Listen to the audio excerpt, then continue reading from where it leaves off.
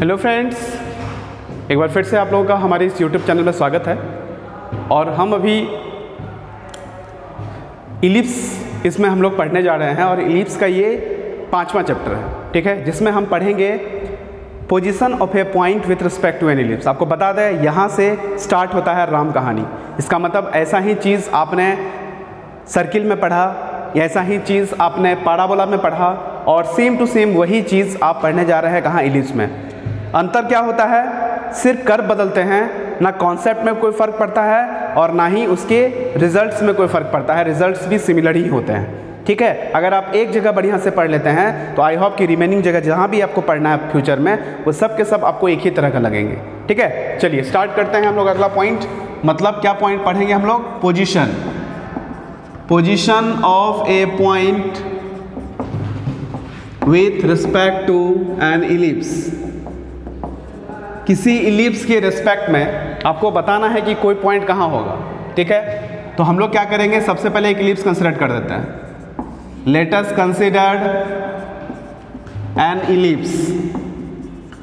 उसको हम लोग ऐसे इंडिकेट करते हैं। इलिप्स का इक्वेशन हो जाएगा x² / a² plus y² / b² minus 1 = 0। This is ellipse.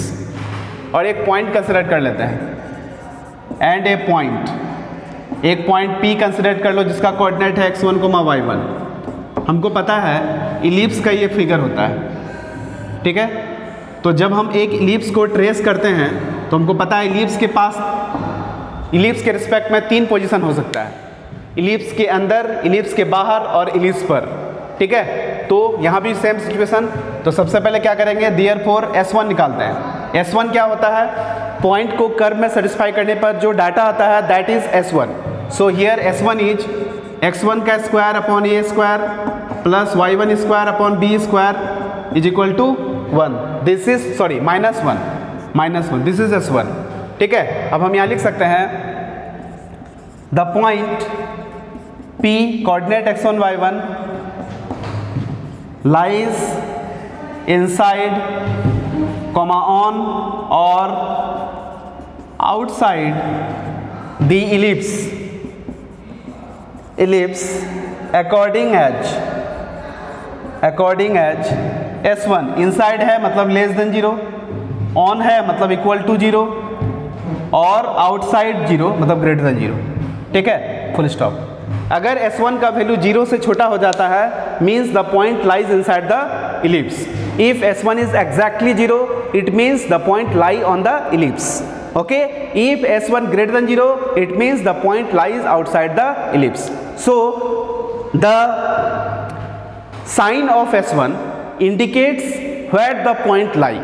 S1 negative means point lies inside the ellipse. If S1 is positive it means the point lies outside the ellipse. If there is no sign, and we know that 0 is the only one number which is signless. So if S1 is 0 it means the point lie on the ellipse. So we can say if a point is given and an ellipse is given and you have to find the position of this point with respect to ellipse, you can easily find out.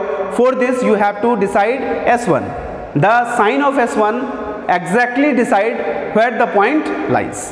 Okay, let us see some problems on this concept.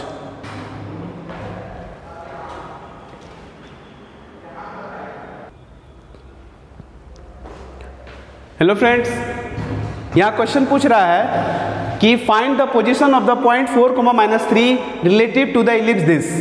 तो बहुत आसान है, solution लिखेंगे और लिखेंगे given ellipse को हम लोग ऐसे इंडिकेट करते हैं और ये हो जाएगा 5x² प्लस 7y² माइनस 140 = 0। हर हाल में राइट हैंड साइड में 0 आपको करना है, ठीक है। तो इतना हो गया। एंड गिवन पॉइंट कितना है, तो पॉइंट P मान लो उसका कोऑर्डिनेट है 4, -3। अब हम क्या करेंगे, देयरफॉर S1 निकाल लेंगे। तो ये हो जाएगा 5 × 4 का स्क्वायर अब प्लस 7 × -3 का स्क्वायर माइनस 140। इसको कैलकुलेट कीजिए 16। तो 5 × 16 प्लस 7 × 9 माइनस 140। तो दिस इज इक्वल टू 80 63 -140। ठीक है, 16 गुना 5 80 हो जाता है, 9 इंटू 7 63, तो ये हो जाएगा 3, 8 से 14 माइनस 140, कहने का मतलब 3 जो कि पॉजिटिव है। इसका मतलब ये शो किया कि द पॉइंट, कौन सा पॉइंट, तो ये 4, -3 क्या करेगा, लाइज आउटसाइड द इलिप्स। ये दिखा रहा है कि जो पॉइंट है वो आपका उस इलिप्स के बाहर लाई करेगा, क्योंकि यहाँ S1 का जो वैल्यू आया वो आपका क्या आया, पॉजिटिव हो गया। ठीक है, तो आई होप कि अगर इस तरह का कोई भी सवाल रहेगा तो आप इजी वे में डील कर सकते हैं।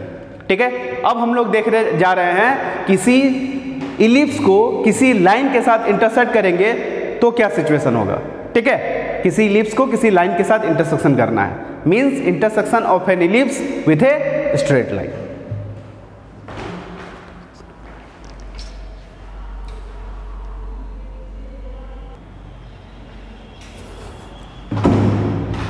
चलिए हेडिंग बना दिया हमने। हेडिंग क्या है, intersection of A line and N ellipse. तो यहाँ एक इलिप्स कंसिडर करेंगे और एक लाइन कंसिडर करेंगे। 100% जो इलिप्स होगा वो स्टैंडर्ड इलिप्स ही होता है जनरली। तो यहाँ लिखेंगे let us considered an ellipse. Ellipse क्या होगा, तो हो जाएगा x² upon a² plus y² upon b² is equal to 1। This is ellipse. उसके बाद एंड ए लाइन, और लाइन हम लोग जब भी चूज करते हैं वो हम लोग हमेशा y is equal to mx plus c ही चूज करते हैं। ये हो गया लाइन 2 नंबर और ये इलिप्स हो गया 1 नंबर। हमको इंटरसेक्शन चाहिए, मीन्स हमको इसको सॉल्व करना पड़ेगा। जब भी एक कर्व और एक लाइन को सॉल्व करना रहता है तो elimination is the best method. तो here you can use the elimination method. ठीक है, तो यहाँ क्या करेंगे, to find intersection point, to find intersection point we have to solve 1 and 2। 1 number और 2 नंबर को सॉल्व करेंगे, means we can use elimination method। so we replace y by mx plus c in the equation of an ellipse। so here we can write x² upon a² plus in place of y we can write mx plus c। so it becomes mx plus c का whole square upon b² is equal to 1।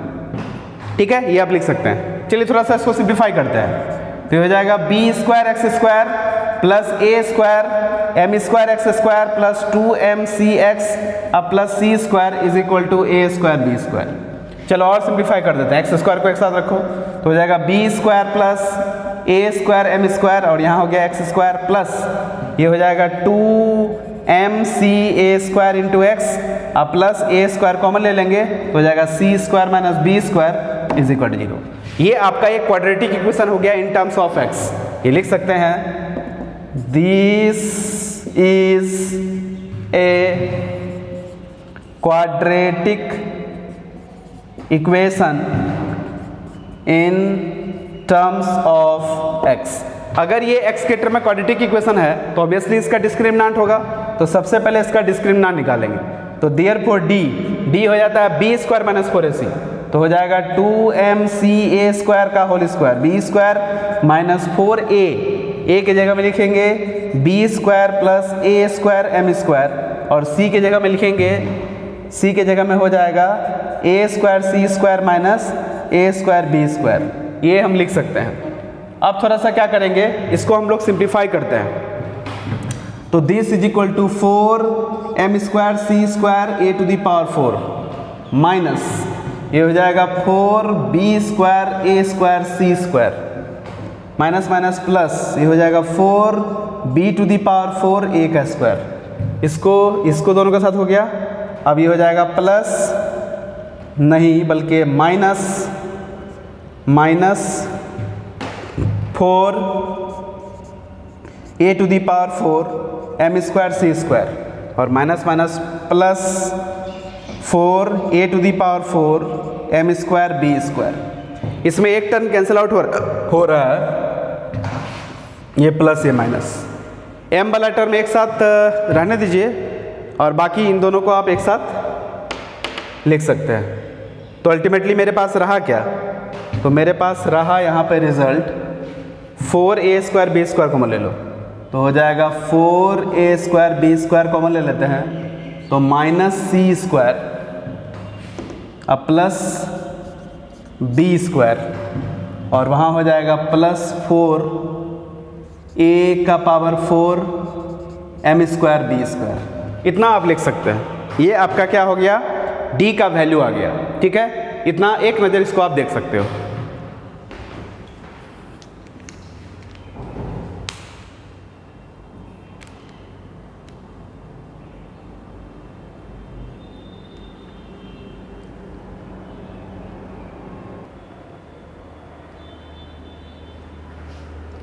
Hello friends, अब हम लोग क्या करेंगे, जब d का value आ गया तो हम लोग जानते हैं d के डिफरेंट सिचुएशंस पे रियल एंड डिस्टिंक्ट रूट्स होता है, रियल एंड इक्वल रूट्स होता है और इमेजिनरी रूट्स होता है।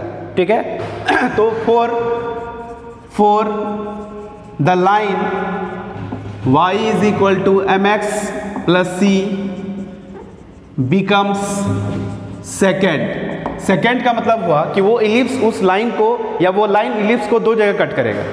तो इस केस में d आपका क्या होना चाहिए, ग्रेटर देन 0 होना चाहिए। तो यहाँ से क्या लिखेंगे, that is 4a² b² common ले लिए, बचा कितना, तो -c² प्लस b²। ठीक है, और प्लस यहाँ हो जाएगा 4a² b² तो हो जाएगा a² m²। ठीक है, इतना ग्रेटर देन 0। ये टर्म पॉजिटिव है इसलिए इसको हटा सकते हैं, कोई फर्क नहीं पड़ेगा। तो हो जाएगा b² plus a² m² -c² greater than 0। ये जो आपका कंडीशन आया, this condition gives a information that the line y is equal to mx plus c be second to the ellipse x² upon a² plus y² upon b² is equal to 1। मतलब अगर ये condition होगा तो उस case में ये line जो है उस कर्व को दो जगह पे कट करेगा। ओके, चलिए अब आते हैं हम लोग कंडीशन ऑफ टेंजेंसी। यहाँ लिखेंगे condition of tangency. Condition of tangency का मतलब आपका जो स्ट्रेट लाइन है y is equal to mx वो टेंजेंट हो जाए, और टेंजेंट जो होता है वो कर्व पे एक पॉइंट पे टच करता है। तो इस केस में d आपका क्या होगा, मस्ट बी 0, और d आप निकाल चुके हैं, यही ना है। तो इसका मतलब यहाँ से कंडीशन आ गया c² is equal to a² m² plus b²। ये बहुत ही रटाया फॉर्मूला है, इसको आप दिमाग में रख लीजिए क्योंकि इससे डायरेक्ट क्वेश्चन पूछे जाते हैं। कंडीशन ऑफ टेंजेंसी, अगर कोई line y is equal to mx plus c है और इलिप्स का इक्वेशन है x² upon a² plus y² upon b², और वो लाइन इस इलिप्स को टच करेगा, कब टच करेगा, जब c² का जो वैल्यू है वो हो जाएगा a² m² plus b²। This condition is called condition of tangency. ठीक है, तो दो ही चीज़ बहुत इंपॉर्टेंट है, एक है सेकेंड, एक है टेंजेंट। और जो तीसरा केस है जो ना ही सेकेंड है ना ही टेंजेंट है तो उससे कोई तो मतलब ही नहीं है, इसका मतलब हम थर्ड पॉइंट लिखने नहीं जा रहे हैं। ठीक है, तो इस चीज़ को हम आगे बढ़ाते हैं। अगर c² is equal to a² m² plus b² है तो टेंजेंट का इक्वेशन स्लोप फॉर्म में क्या लिखा जाएगा, मैं यहाँ आपको लिख के बता रहा हूँ।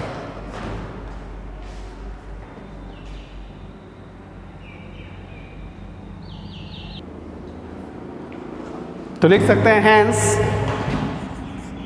Equation of tangent in slope form क्या होगा जी, तो हो जाएगा y is equal to mx plus c, जहाँ c है वहाँ लिखेंगे plus minus square root of a² m² plus b²।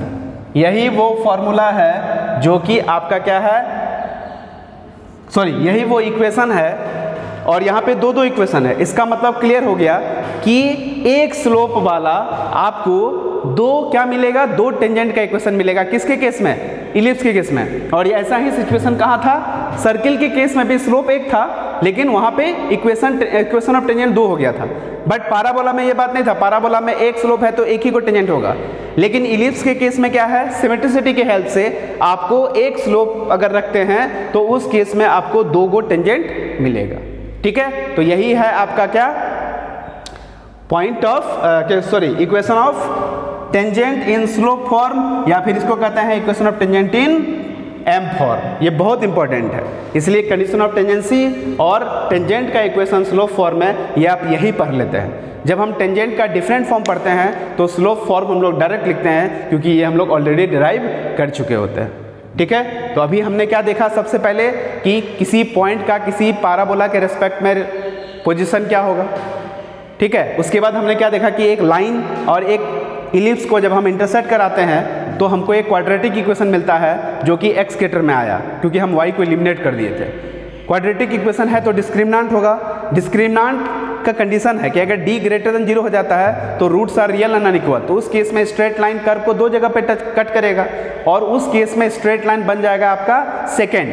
लेकिन अगर डिस्क्रिमिनेंट का वैल्यू 0 हो जाता है, condition c² = a² m² + b² हो जाता है, तो इस केस में जो स्ट्रेट लाइन होगा वो y जो आपका इलिप्स का इक्वेशन है उस केस में उसको टच करेगा, और कोई भी स्ट्रेट लाइन किसी कर्व को टच करता है मीन्स दैट इज टेंजेंट। तो इस केस में टेंजेंट हो गया कौन सा straight line, y = mx + c, लेकिन c का वैल्यू क्या होगा, तो ±√a² m² + b²। इसलिए स्लोप के केस में स्लोप फॉर्म में आप टेंजेंट का इक्वेशन लिख सकते हैं जो मैंने यहाँ लिखा है। तो y = mx ±√a² m² + b²। ये क्या हो गया आपका टेंजेंट का इक्वेशन हो गया। किस फॉर्म में जी, तो स्लोप फॉर्म में, या फिर ये भी कह सकते हैं कि this is the equation of tangent in m form. m form मतलब slope form. So I hope कि यहाँ तक आपको समझ में आ गया होगा। चलिए इससे रिलेटेड कुछ हम प्रॉब्लम्स को देखते हैं।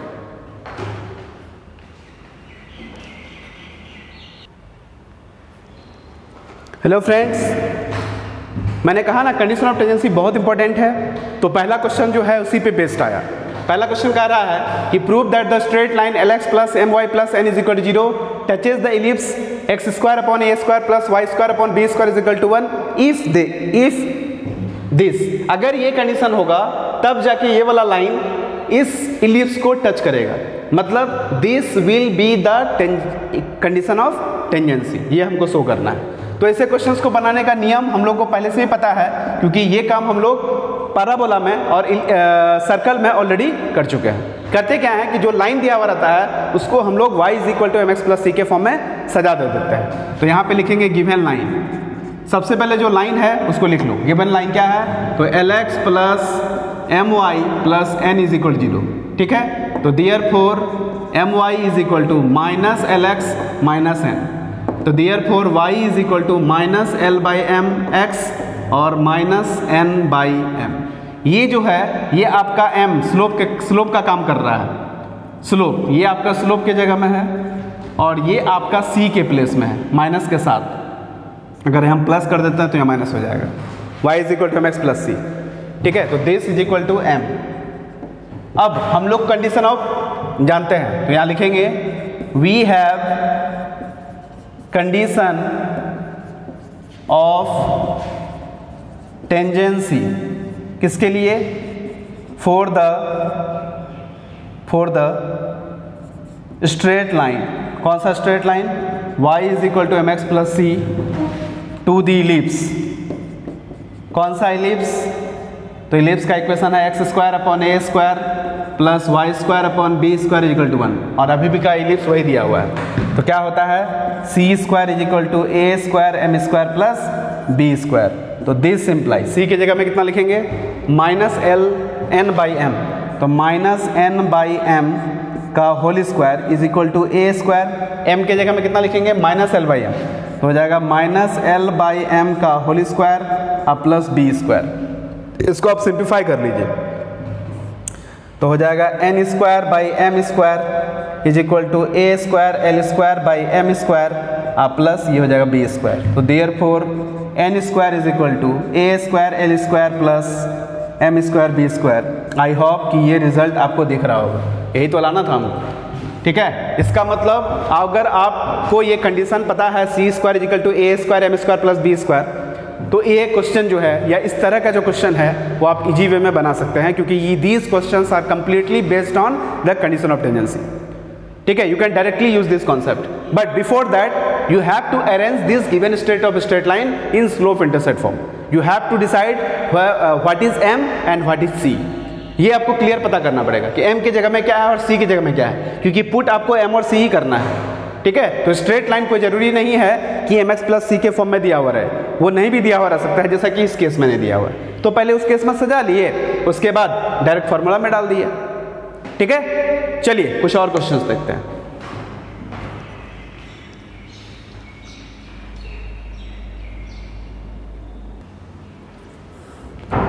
हेलो फ्रेंड्स, कह रहा है what value of lambda, for what value of lambda does the line y is equal to x plus lambda touches the ellipse this. मतलब सेम क्वेश्चन है, बस इस केस में जो आस्किंग है वो आपका चेंज हो जा रहा है। पिछली बार कंडीशन आपको दिखाना था, इस बार आपको कह रहा है कि लेमडा का वैल्यू निकालना है।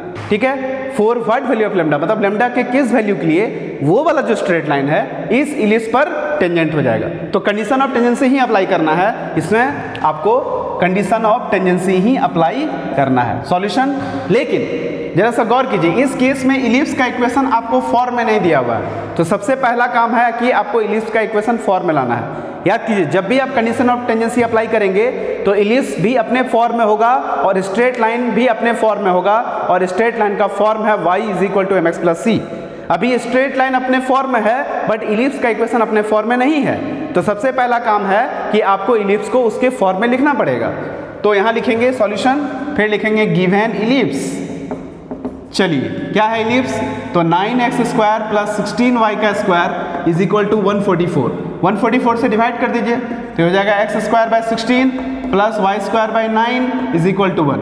अब ये आपका फॉर्म में हो गया। इसका मतलब यहाँ पर a की जगह में 4 और b की जगह में 3 लिख सकते हैं। यहाँ लिख सकते हैं here a is equal to 4 and b is equal to 3 हो जाएगा। उसके बाद ऑल्सो स्ट्रेट लाइन क्या है आपका? स्ट्रेट लाइन है y is equal to x plus lambda.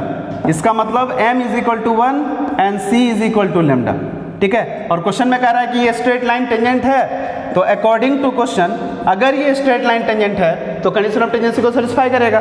तो c square is equal to a square m square plus b square लिख सकते हैं। c की जगह में लेमडा, तो लेमडा का square is equal to a की जगह में 4, तो 4 का square 16 into 1 plus b square मतलब 9, तो कितना हो जाएगा 25। इसका मतलब लेमडा बराबर कितना हो गया प्लस माइनस 5। इसका मतलब हुआ कि हमको दो स्ट्रेट लाइन मिलेगा, y is equal to x plus minus 5।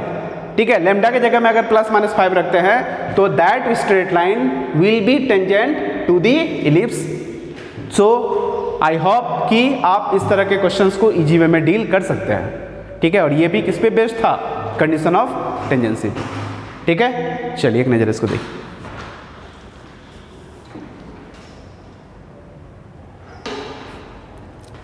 Hello friends, चलिए इस लेक्चर को मैं यही क्लोज करता हूं और फिर मिलते हैं अगले लेक्चर में। अगले लेक्चर में हम लोग इंट्रोड्यूस करेंगे different equation of tangent in different forms. ठीक है, तो तब तक के लिए good bye and happy learning.